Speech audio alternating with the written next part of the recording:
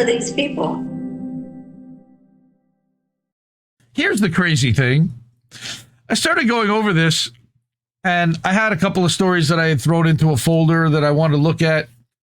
And I'm reading this thing, and I'm like, this is a pretty crazy article. But at the same time, I guess we did this last time, and I don't even remember it because I guess my brain was so fried and tied up in Justice for Aspen stuff at the moment that covering this in the lightning round of the last episode, I want to go over it again because I think a lot of people probably missed it, and I definitely did, even though I actually read it once, which is that there was an actual joint congressional investigation that was launched in response specifically to ProPublica's revelations about detained Americans. Okay, 170 plus Americans have been arrested and detained by ICE. Most of them are released without charges, which is even worse. All right, so here we've got senators, House members, even a mayor, I think it was Brandon Johnson, expressed outrage and demanded accountability after our investigation detailed how at least 170 citizens have been held by immigration agents this year. The last I knew, that was illegal. But I guess nothing is illegal at this point, especially if they hold you without charges. They can legally, I guess, detain you and hold you. But, man, it's problematic. And, of course, almost all of them are Latino. Go figure. So we've got a racist Customs, Border Patrol, ICE. Okay, this was from October 21st. So this was already a couple of weeks old. And of course, this was in the middle of the shutdown. So nothing was really going on because these guys were barely showing up to work to begin with. And then not even voting until today to sell us out and reopen the government and give us nothing in return. The Democrats in the House and Senate announced plans for a wide-ranging investigation into immigration agents' detention of citizens after a ProPublica story found that more than 170 Americans have been held by immigration officials this year. Minority leaders of the House Oversight and Government Reform Committee and the Senate's Permanent Subcommittee on Investigations said that the joint investigation into the detention of U.S. citizens and other allegations of misconduct by immigration agents would include a hearing in L.A. Now, the only thing I do see here is that this is being run by Democrats, which means that this is going to be highly partisan, and the people who are in charge aren't even really going to be involved. So this is, okay, this is like window dressing in a way to kind of expose it, but accomplish nothing. All right, over 170 citizens have been arrested. Why? Because they look like me, because they're of Latino origin, or because they're suspected to not be a U.S. citizen, or because they are suspected of crimes that they have not committed. All right, that's Robert Garcia, and Karen Bass. We all know Karen Bass is problematic. She's running for her life effectively politically right now because of what happened with the wildfires earlier this year and her taking her jaunt, I think it was to Uganda, while that thing was happening. Garcia said the investigators are demanding all records and documents showing how U.S. citizens are treated by immigration officials in L.A. and around the country. I think we know the answer to that already. An investigation isn't going to reveal any more than we know already. We want to understand what they're doing in our neighborhoods, how it's being funded. You're funding it, you idiots. You gave ICE all that fucking money the last couple of years. What do you mean? Our investigation found that at least 50 citizens have been detained based on questions about their citizenship as of October 5th. They were almost all Latino. What a surprise. Roughly 130 others have been detained after raids or protests on allegations of assaulting officers or interfering with arrests. Many of those cases have wilted under scrutiny. What's happening, honestly, is that a lot of people are chasing after ICE agents in these cities and honking their horns after them to let people know that ICE agents are coming into their city and into their neighborhood and to warn them. And ICE doesn't like that because that means fewer arrests for ICE. And we know from Stephen Miller's thing months ago, they have a 3,000 arrest per day quota nationwide. ProPublica says, we found Americans have been dragged, tackled, beaten, tased, and shot by immigration agents. American citizens. At least 24 citizens have reported being held for at least a day without access to a phone or a lawyer. They don't give a shit. This is modern day Gestapo stuff. Bass and Garcia don't care about them, but they said the mistreatment of citizens has come amid the arrests of immigrants reporting for check-ins and immigration court. We've seen this. We've reported on it. And the administration's repeated blocking of congressional attempts to visit and conduct oversight in federal detention facilities like the one in LA and the one in Newark and the one in Florida. They've tried to get into these places often, and they're told they don't have jurisdiction and they're not allowed to go. Quote, it's important that we say today what's happening to undocumented residents is also happening to U.S. citizens, which means that this can happen to anyone, to all of us at any period of time. Yes, Karen, that's correct, Karen.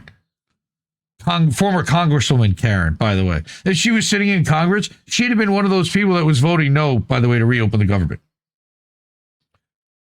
Their article also has prompted members of Congress to write to DHS, which they'll get a strongly worded letter.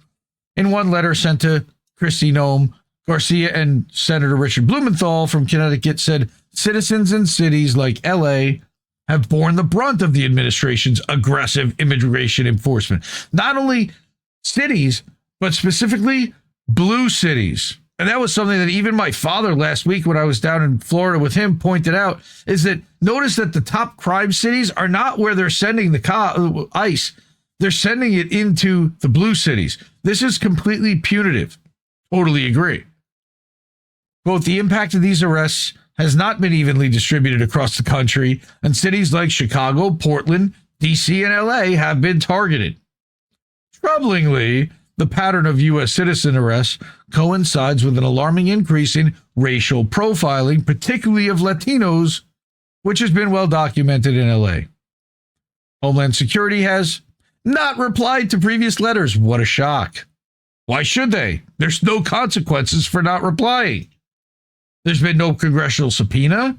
There's been nothing. Asked about the concerns from elected leaders, DHS spokesperson rejected claims that immigration agents have been engaging in racial profiling. Here comes the gaslight. Ready? She said in a statement to ProPublica that a temporary ruling by the Supreme Court in September had vindicated the administration, whether Mayor Bass or Rep. Garcia liked it or not. Really? DHS enforces political immigration law without fear, favor, or prejudice. We'll hear all about that in a few minutes. Claims by the media, agitators, and sanctuary politicians like Mayor Bass and Rep. Garcia that ICE is targeting U.S. citizens, making unconstitutional arrests, and trampling on civil liberties are false. That's why they just took Homeland Security away from the people that were running it and handed it to Border Patrol, right? We're going to talk about that in a few minutes. That slid by most people without them knowing about it at all.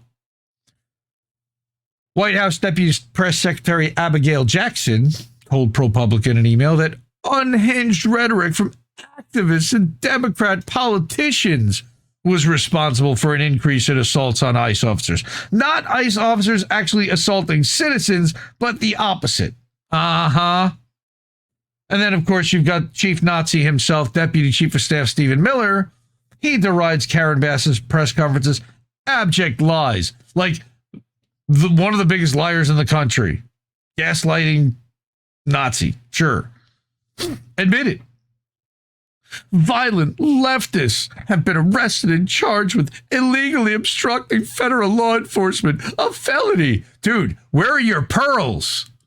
Look at that pearl clutching. Let that sink in. Open borders, Democrats. Oh my God. Have incited leftists to violently attack ICE. I swear I'm waiting for it to fucking burst into tears. What a pussy. Of the cases we tracked through October 5th, we found again nearly 50 instances where charges have never been filed or the cases were dismissed. Well, if they committed a crime, I would guess that you would have found something to charge them with, wouldn't you? Our count found at least 8 citizens have pleaded guilty, mostly to misdemeanors, including for failing to follow orders.